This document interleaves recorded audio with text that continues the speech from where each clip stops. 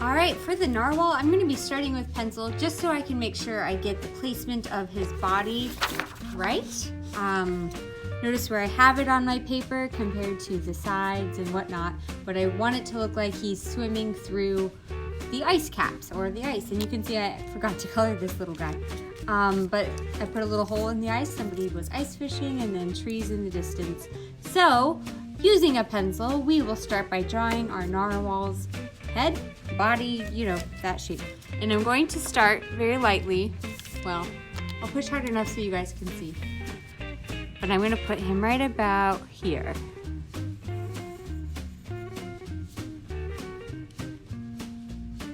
And then I'm going to stop like this because I'm going to draw a smile next.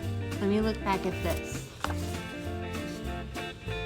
I drew the smile first and then drew the little bottom lip. So I stopped here. Look where it is next to my paper, or the edge of my paper. Then I'm gonna draw a smile. Draw a little bit of a bottom lip, kind of sticking out.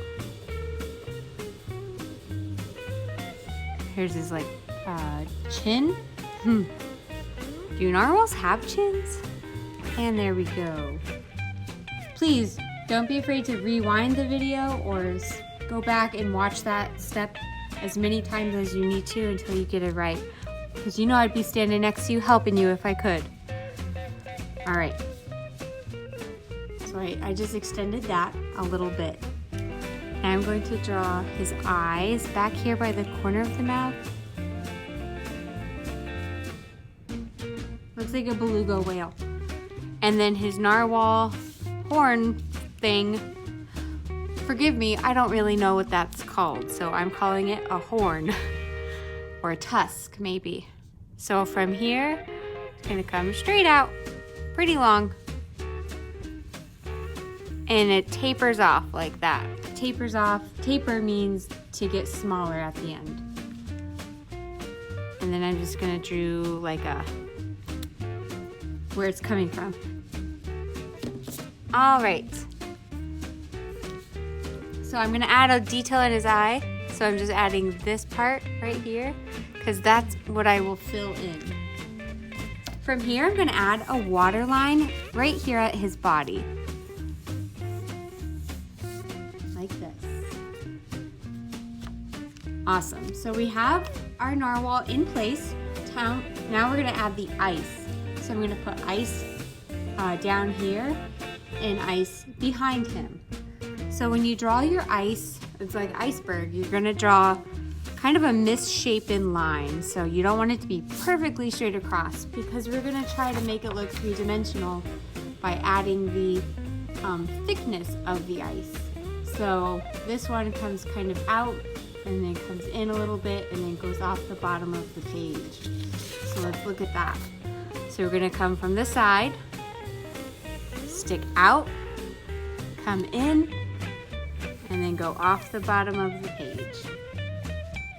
Whenever it sticks out like this, it makes it easier to draw that three-dimensional line. I'm gonna do that right now so you guys can see what I'm talking about. So coming from the edge, I'm gonna bring a line down like this and then go back into itself. So hopefully that kind of gives you like, oh, I get it. We call those aha moments. Now we're gonna draw the other side of the ice, which is on the other side of him. So we can look back at this one. We're gonna draw this line next. Jump over and back, okay? Here we go. Starting right about here, we're gonna come from the side, we're gonna go like this. Curve this way, curve back that way, jump over this guy, not the sky, this guy, sorry. And I'm gonna start going back, curve in, that way. Okay? Before you get confused, we're gonna draw one more line and then you can get confused, okay? So I'm gonna draw the horizon line. So our skyline is going to be very small. And I'm going to draw a very straight, as straight as I can, line going across my paper like this. Oh, ran into something, got to jump over it.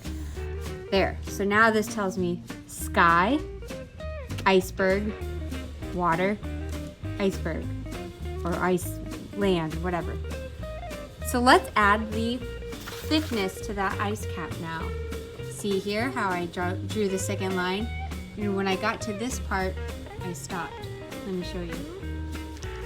So I'm going to take this curve, go in, and I've kind of followed that around. It helps me to add these lines as I go. Awesome. This one's going to come down, go towards our narwhal.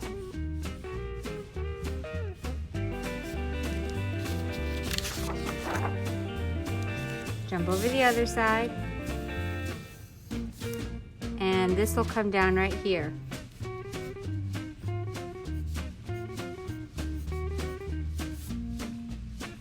Hope this is making sense, boys and girls. We're just showing the thickness of the ice. We're gonna come around that way, like this. Here we go. You can add little waves in the water, or fish jumping, or a baby narwhal, or another iceberg, something else. But I love the idea of breaking up this space right here with a hole in the ice and adding a fish jumping. To do that, we're going to draw a circle, and I didn't close it because that's where I'm putting my fish. Here we go for fish. Let's see. I'm gonna draw his, forgot what it's called. Head? Here's his fin, his smile.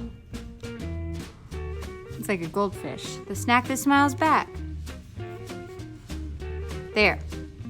Works for me. Oh, here's a fin, and a gill, and an eye. Then we're gonna draw the thickness of that ice by drawing the inside curve of it. Ready, set, go. Jump over, come around. We only see one side of it though. Awesome. Again, you can add waves, water splashes. It's really come together, guys. I think these are gonna be wonderful. All right, the final thing I drew were the trees. Optional, you could put mountains back there, more animals, it's up to you. I like the trees because it adds another color to my picture, because I have a lot of cool colors, purples, blues down below, and the greens really help break up all the blue. I'm gonna get this traced in Sharpie, super speed, and then I'll talk to you about coloring, so hold on. While I'm tracing, you guys go ahead and start tracing if you haven't done that yet.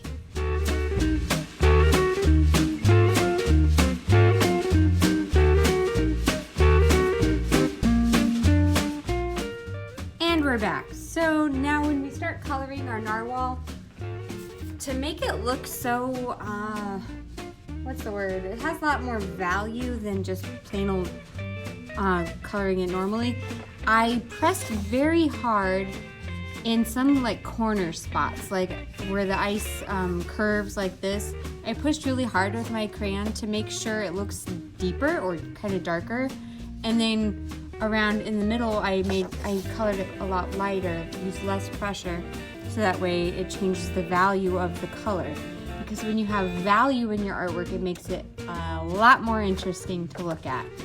Because if I were to just push really hard the whole time, it'd be kind of boring, and it wouldn't really catch my eye. Unlike these, pushing harder on the edges, I probably could have done that here too.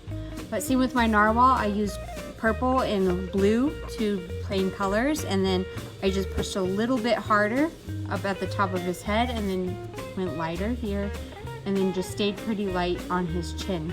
And you can see I added some spots. I just used the same purple crayon and just pushed a little bit harder. Boys and girls, enjoy coloring your narwhal. I hope you drew multiple narwhals, or at least added something that I didn't think of. All right, I'm gonna go ahead and color mine, and I will see you guys next week for another art video.